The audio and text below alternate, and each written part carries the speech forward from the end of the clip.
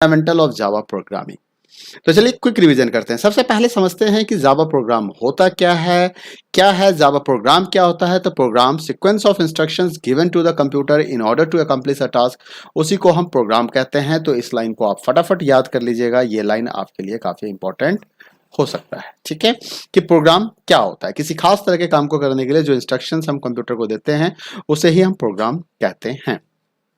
क्या करना है कंप्यूटर्स को, प्रोग्राम जो है ये बताता है कि करना क्या है। तो यहां से एक क्वेश्चन जो बन रहा है व्हाट इज प्रोग्राम का क्वेश्चन बन रहा है, और प्रोग्राम करता क्या है।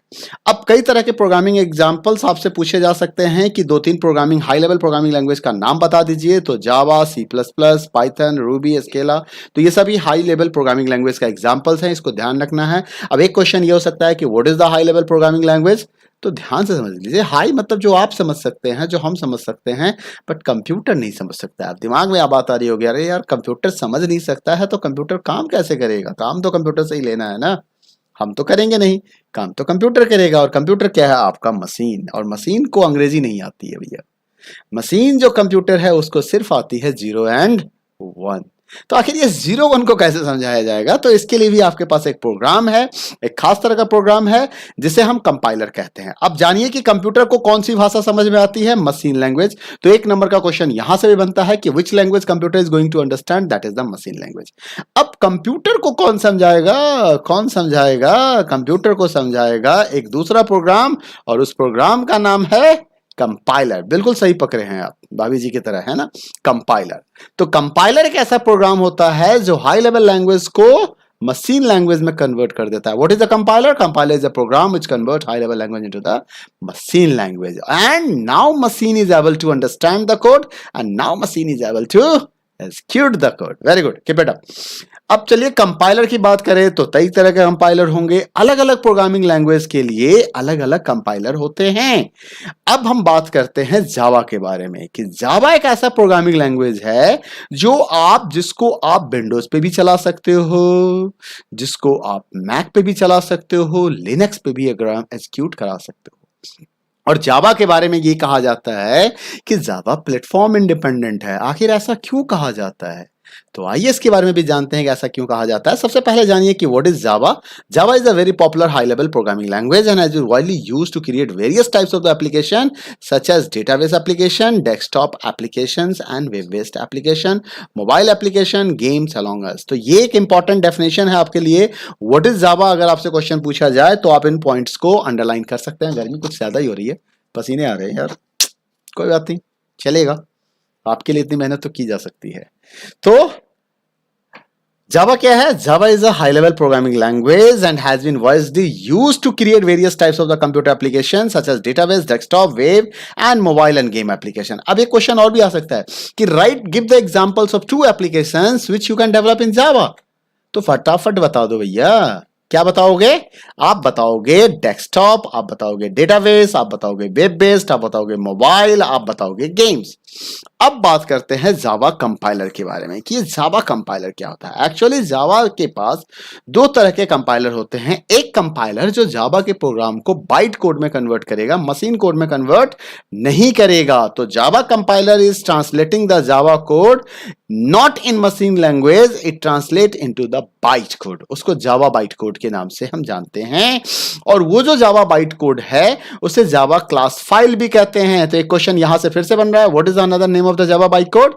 That is the Java class file. Okay, अब है कि जावा जब प्रोग्राम को कंपाइल करता है, जावा कंपाइलर जब प्रोग्राम को कंपाइल करेगा तो उसे बाइट कोड में ट्रांसलेट कर देगा, कन्वर्ट कर देगा। उस बाइट कोड को फिर मशीन कोड में कन्वर्ट करने की जरूरत होगी, और उसके लिए जावा का इंटरप्रेटर होता है, and that interpreter is known as the Java virtual machine. क्या कहते हैं उसे जावा वर्चुअल मशीन कहते हैं। और जो मशीन का काम क्या है, बाइट कोड को मशीन कोड में कन्वर्ट करके प्रोग्राम को एग्जीक्यूट कराना। अब एक क्वेश्चन पूछा गया था सैंपल पेपर में कि why Java is known as the platform independent. तो इसका जवाब यहां से निकल के आएगा, क्योंकि जावा के कंपाइलर जो हैं वो जावा प्रोग्राम को, जावा सोर्स कोड को, वो प्रोग्राम जिसको आपने लिखा है उसे हम सोर्स कोड कहते हैं, उस सोर्स कोड को वो क्या करता है, बाइट कोड में ट्रांसलेट कर देता है। और बाइट कोड को हर एक ऑपरेटिंग सिस्टम के ऊपर सेपरेट जेवीएम होता है, जावा वर्चुअल मशीन होता है, जो जेवीएम क्या करेगा, उस बाइट कोड को मशीन कोड में according to the operating system translate करेगा और फिर वो ऑपरेटिंग सिस्टम उस प्रोग्राम को एग्जीक्यूट करा देगा। और इसलिए जावा के प्रोग्राम को प्लेटफॉर्म इंडिपेंडेंट के नाम से जाना जाता है, and it is highly portable and it is platform independent. अब एक क्वेश्चन और भी आ सकता है, write two features of the Java programming language. तो यहां भी आपके लिए फर्स्ट क्लास जवाब है, Java is the platform independent और Java is the highly portable programming language. आइए आगे समझते हैं, अगले पैसेज को समझते हैं। देखिए यहां से कई सारे इंपॉर्टेंट क्वेश्चन बन के निकल आ रहे हैं, तो इनको ध्यान रखना है। अब बात आती है कि जावा प्रोग्राम लिखोगे कहां पे। किसी भी प्रोग्राम को लिखने के लिए हमें एक टेक्स्ट एडिटर की जरूरत होगी, जहां पे आप प्रोग्राम को लिख सकते हो, टाइप कर सकते हो, उसमें चेंजेस ला सकते हो। फिर प्रोग्राम को कंपाइल करने के लिए हमें कंपाइलर की जरूरत होगी, जावा कंपाइलर। और फिर उस प्रोग्राम को हम क्या करते हैं, एग्जीक्यूट कराते हैं, जिसके लिए हमें जेवीएम की जरूरत होती है।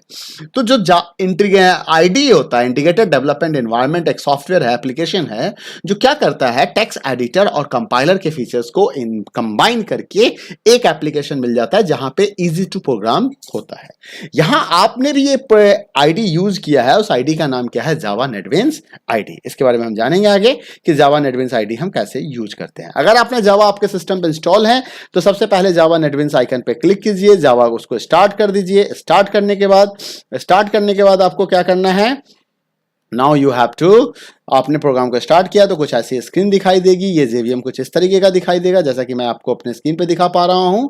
उसके बाद आप चलें, आपके पास जब आपके सामने ये स्क्रीन आ जाए तो आप क्या कीजिए, स्टेप्स 2 पे आ जाइए। स्टेप्स 2 कहता है file, new project, control plus shift plus N. आप ये काम कर सकते हैं, जैसे आप फाइल पे जाइए और फाइल पे जाके यहाँ से न्यू प्रोजेक्ट का ऑप्शन, जो सबसे पहला ऑप्शन है, आप ये control plus shift plus N आप ले सकते हैं। उसके बाद आपको क्या करना है, आप कंट्रोल प्लस शिफ्ट एन लीजिएगा तो एक न्यू प्रोजेक्ट क्रिएट होगा। आपको एक प्रोजेक्ट का नाम डिसाइड करना है। जब आप प्रोजेक्ट के नाम को डिसाइड कर रहे होंगे तो आपसे वो कैटेगरीज डिसाइड करने के लिए कहेगा कि आप किस कैटेगरीज का प्रोग्राम प्रोजेक्ट बनाना चाहते हैं। तो हमने जावा कैटेगरी का प्रोग्राम बनाना है। और किस तरह का एप्लीकेशन बनाना चाहते हैं, तो हम जावा एप्लीकेशन बनाना चाहते हैं। तो ये सारे ऑप्शन सेलेक्ट कर लीजिएगा। तो उसके बाद आपके पास न्यू जावा एप्लीकेशन का ऑप्शन आ जाएगा, यानी कि आपको यहाँ पे प्रोजेक्ट का नाम डिसाइड करना है। आप कुछ भी अपने प्रोजेक्ट का नाम दे सकते हैं। सपोज तन्मय बना रहा है प्रोग्राम, तो प्रोजेक्ट का नाम दे देगा Tanmay project, Amrit project, Anjib project, hello project, hi project, ठीक है, वफेलो और एनी वन प्रोजेक्ट नेम आप डाल देना, आपकी मर्जी है, कुछ भी डालो, बट एक वैलिड नाम आपको वहां पे देना होगा। और ये आपका प्रोजेक्ट का नाम है, मतलब कह लो कि एक तरीके से आप फोल्डर बना रहे हो, जिस फोल्डर के अंदर में आपके सारे प्रोग्राम और उससे रिलेटेड इंस्ट्रक्शंस जो हैं वो रखे जाएंगे, जिसको नेटबीन्स आइडेंटिफाई करके एग्जीक्यूट कराएगा। इसके बाद आप प्रोजेक्ट फोल्डर के अंदर आप चले जाते हो। अब यहाँ पे मेन क्लास का फील्ड आता है, एक ऑप्शंस पूछता है कि क्या मेन क्लास प्रोग्राम इसके अंदर रखना है, बनाना है, क्या इसको मेन क्लास। तो इस चीज को आप अनटिक कर देना अभी मेरे हिसाब से। ऑप्शन है चेंज द प्रोजेक्ट लोकेशन, आप चाहो तो प्रोजेक्ट लोकेशन को भी चेंज कर सकते हो, ठीक है। So does the create main class field, ये पूछता है कि क्या मेन क्लास फील्ड यहाँ क्रिएट करना है, तो आप इसे अनटिक कर देना अभी। उसके बाद आप फिनिश पे क्लिक कर दोगे। फिनिश पे क्लिक करते ही आपका प्रोजेक्ट क्रिएट हो जाएगा। प्रोजेक्ट क्रिएट हुआ, अभी तक आपने प्रोग्राम नहीं बनाया है। अब आप जब प्रोजेक्ट क्रिएट करोगे तो प्रोजेक्ट के अंदर में आपको ऐसा कुछ दिखाई देगा, project tab and Windows properties में हेलो वर्ल्ड डॉट जावा, क्योंकि आपने क्या किया था, आपने मेन पे टिक लगा दिया था, इसलिए क्या करता है, हेलो वर्ल्ड डॉट जावा नाम से एक मेन प्रोग्राम बना देगा। तो मतलब आपका जो मेन क्लास फाइल होगा वो वही हो जाएगा, और उसी के थ्रू सारे प्रोग्राम्स या अदर क्लास को भी आप एग्जीक्यूट करा सकते हो, ठीक है। अब आपका हेलो वर्ल्ड, आप उस पर डबल क्लिक करो। डबल क्लिक, मान लो इस प्रोग्राम को चेंज करना चाहते हो, इसके अंदर कुछ कोड लिखना चाहते हो, तो डबल क्लिक करो। डबल क्लिक करने के बाद आपके सामने कुछ ऐसे स्क्रीन्स आएंगे। अब यहाँ पे बहुत सारी इंफॉर्मेशन हैं। सबसे पहले इस इंफॉर्मेशन को देखो, इसे क्या कहते हैं, कमेंट्स। सैंपल पेपर में क्वेश्चन पूछा हुआ था, what is comments and how you are going to write the multiline comments. तो मल्टीलाइन कमेंट्स लिखने के लिए हम क्या करते हैं, या तो आप मल्टीलाइन कमेंट्स ऐसे भी लिख सकते हो, आप इस तरह की लाइन लगा दो, या आप क्या करो, स्लैश स्टार और स्टार स्लैश इसके पीछे जितने चाहे उतने लाइन लिख दो। तो इस तरीके से आप मल्टी लाइन कमेंट्स भी लिख सकते हैं। इसके बाद देखिए, कमेंट्स के बाद जब आप कमेंट्स का काम हो जाएगा तो आपके सामने एक पैकेज लिखा आएगा, क्योंकि आप हेलो वर्ल्ड को आपने मेन पैकेज बना दिया था, मेन प्रोजेक्ट बनाया है, तो जो भी प्रोग्राम क्रिएट होगा इस पैकेज के अंदर ही क्रिएट होगा। तो ये पैकेज का नाम आ गया, ठीक है।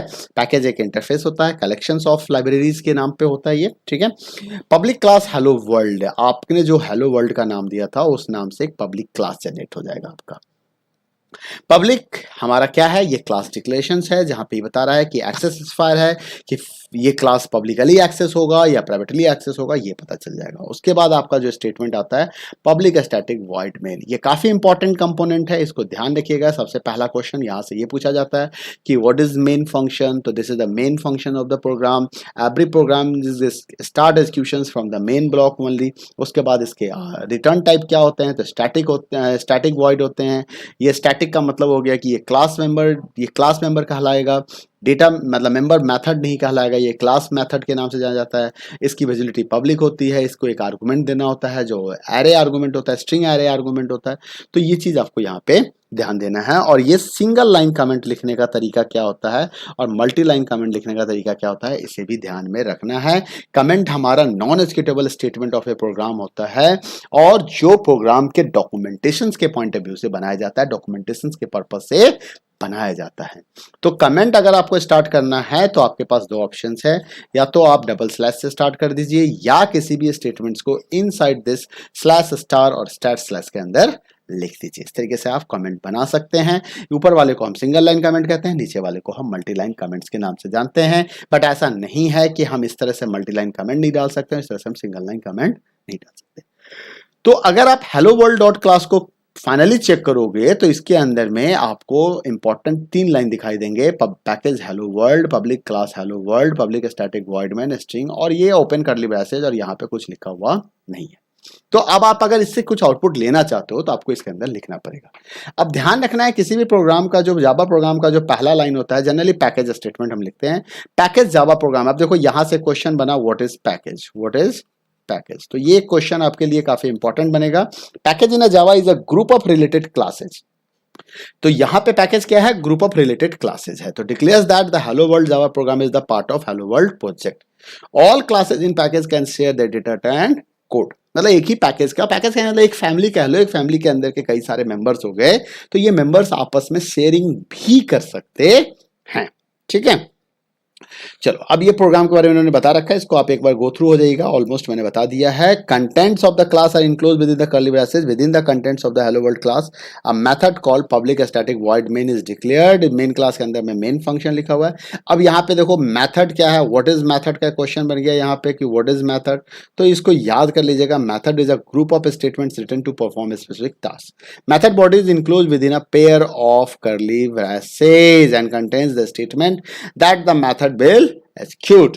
अब यहां पे क्वेश्चन आपके पास एक बड़ा अच्छा आंसर आ रहा है कि why main method is important. Main क्या है और मेन मेथड क्यों इंपॉर्टेंट है, ध्यान से समझिए चीजों को, ठीक है। इधर उधर भटकने की जरूरत नहीं है, नजर यहीं रखिए।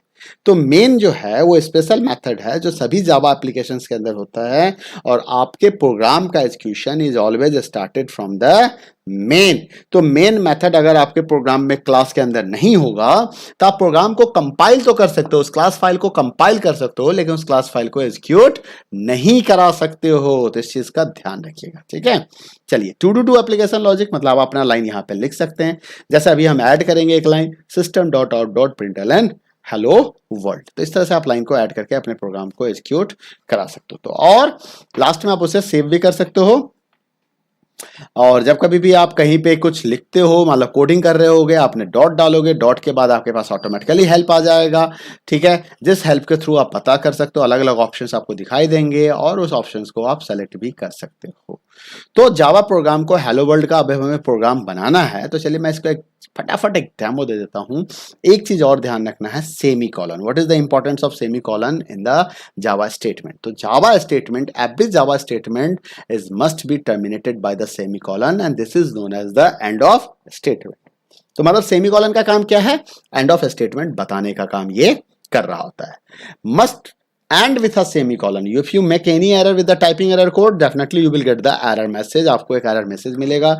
आप चाहे कीबोर्ड की स्पेलिंग गलत लिख दो, चाहे आप एक्सक्लामेशन मार्क्स मत दो, तो NetBeans will warn you with a glyph. वो आपको एक एरर मैसेज दिखाएगा, उसको हम ग्लिप कहते हैं. अब ये ग्लिप क्या है, तो ये जो ऑप्शंस आपको यहाँ पे दिख रहा है, ये हेल्प, इसी को ग्लिप कहते हैं. इससे आपको पता चल जाता है कि किस लाइन में क्या एरर आया हुआ है. और अगर आप इस पे माउस पॉइंटर को लेके जाओगे तो ये आपको एक छोटा सा हिंट भी प्रोवाइड करेगा इस तरीके से कि क्या एरर है, क्या एक्सपेक्टेड है, आपने क्या सिली मिस्टेक कर रखा है. एट लास्ट आपने प्रोग्राम बना दिया, हर काम को कर लिया, तो आपको कंट्रोल एस से आप सेव कर सकते हो. सेव ऑल से कंप्लीट प्रोग्राम को सेव कर सकते हो. NetBeans has a default compile to say on save features. जब कभी भी आप कंपाइल करोगे तो वो सेव अपने आप हो जाता है और आपको प्रोग्राम को मैनुअली कंपाइल करने की जरूरत नहीं होती है. ठीक है, तो इस तरीके से आपका प्रोग्राम क्रिएट हो जाएगा. आइए एक बार प्रोग्राम को मैं बना के दिखा देता हूं. तो और रन कराने के लिए हमें क्या करना होगा, शिफ्ट के साथ या तो आप F6 प्रेस कर सकते हो, ये शॉर्टकट की याद कर लेना, या रन मेनू में जाकर रन फाइल को क्रिएट करके आप यहां से रन बटन को यूज करके आप प्रोग्राम को रन कर सकते हो. इस बटन को भी यूज कर सकते हैं प्रोग्राम को रन कराने के लिए. ये जो बटन आपको यहाँ पे दिखाई दे रहा है रन के लिए, ठीक है. और रन प्रोजेक्ट, पूरे प्रोजेक्ट को एग्जीक्यूट कराने के लिए हमारे पास ये ऑप्शन होता है. अगर आपके प्रोग्राम में कहीं कोई एरर नहीं आएगा तो ऐसे केस में आपका प्रोग्राम एग्जीक्यूट हो जाएगा विदाउट एनी एरर मैसेज और आपके अपने स्क्रीन पे हेलो वर्ल्ड दिखाई देगा. System out println hello world. तो इस तरीके का आउटपुट आपको मिल जाएगा. तो चलिए एक बार एक प्रोग्राम बना के ही देख लेते हैं फटाफट. तो सबसे पहले मैं जूमर स्टार्ट कर लेता हूँ सो दैट कि I can zoom the screen. अब आप देखिए मैं यहाँ पे फाइल पे आ गया, फाइल से मैं यहाँ पे न्यू प्रोजेक्ट पे आ रहा हूँ. न्यू प्रोजेक्ट पे मैंने यहाँ पे नाम दिया हेलो. मैं इसको पहले कर्सर लाता हूँ, यहाँ पे मैं नाम लिख देता हूँ या हेलो. एक मिनट, ये मैंने जावा एप्लीकेशंस के बाद मैं यहाँ पे नेक्स्ट करता हूँ. नेक्स्ट बटन पे चलते हैं. नेक्स्ट करने के बाद इसने मुझसे पूछा जावा एप्लीकेशन 2. मैंने कहा नहीं, मेरे एप्लीकेशन का नाम दे दो हेलो वर्ल्ड. ठीक है. और इसने बोला create main class hello world. चलो बना ही लेते हैं जब हमने कहा है. तो उसके बाद आपके पास फिनिश बटन है, तो फिनिश पे क्लिक कर दो. फिनिश पे क्लिक करते ही अब आप कर्सर को इधर लेके आते हैं और यहाँ पे देखिए आपको एक हेलो वर्ल्ड नाम का प्रोग्राम क्रिएट हो गया और इसके अंदर में देखिए हेलो वर्ल्ड जावा भी बन गया और ये हेलो वर्ल्ड आपका पैकेज हो गया. ठीक है. तो हेलो वर्ल्ड पैकेज के अंदर में हेलो वर्ल्ड डॉट जावा नाम का एक प्रोग्राम बन चुका है. अब इसमें हमें आप देख लीजिए ये पैकेज हेलो वर्ल्ड आ गया, पब्लिक क्लास हेलो वर्ल्ड आ गया, यहाँ पे पब्लिक स्टैटिक वॉइड मैंने स्ट्रिंग आ गया. इसके नीचे कुछ है नहीं, तो मैं यहाँ पे कोड को टाइप करूंगा. तो मैंने टाइप किया सिस्टम, जैसे मैंने यहाँ पे डॉट लगाया, डॉट के बाद देखिए हमारे पास ऑप्शन आ गया आउट के बाद ऑप्शन आ गया मैंने प्रिंट लिखा, प्रिंट एलन में मैंने यहाँ पे लिख दिया हेलो वर्ल्ड. ठीक है. और अब मैं इस प्रोग्राम को कंट्रोल एस कर देता हूँ, यह प्रोग्राम सेव हो जाएगा. अब मैं चलता हूँ रन बटन पे, यहाँ से मैंने रन कर दिया. तो अब देखो ये रन हो रहा है, ये एरर जैसे मैसेज आ रहा है. तो देखते हैं रन हो रहा है, अभी आउटपुट आने वाला है यहाँ पे. ठीक है. एक बार मैं स्क्रीन को छोटा कर लेता हूँ. ये देखो ये आउटपुट आपका सक्सेसफुली आ गया हेलो वर्ल्ड. अब इसी जगह पे मैं एरर क्रिएट कर देता हूँ, कंट्रोल एस कर देता हूँ. तो ये आपका ग्लिफ आ गया, एरर आ गया और ये बता रहा है कि आपको यहाँ पे क्या डालना है, सेमीकोलन डालना है. And enter to show hints, alt के साथ एंटर दबा दो तो आपको हिंट दिखा देगा एक्सपेक्टेड. दिख रहा है. तो यहाँ पे आप एक्सपेक्टेड करके इसको एंटर कर दीजिए. हो गया. सेव कर देते हैं. प्रोग्राम में कोई एरर नहीं है. चलते हैं आगे और अगले टॉपिक को समझते हैं. अगला टॉपिक क्या है, अगला टॉपिक है आपका डेटा टाइप्स एंड वेरिएबल्स. ठीक है. तो इसके बारे में अभी अगले वीडियो में बात कर लेंगे. तब तक के लिए थैंक यू. मिलते हैं अगले वीडियो में. तब तक अपना ख्याल रखिए.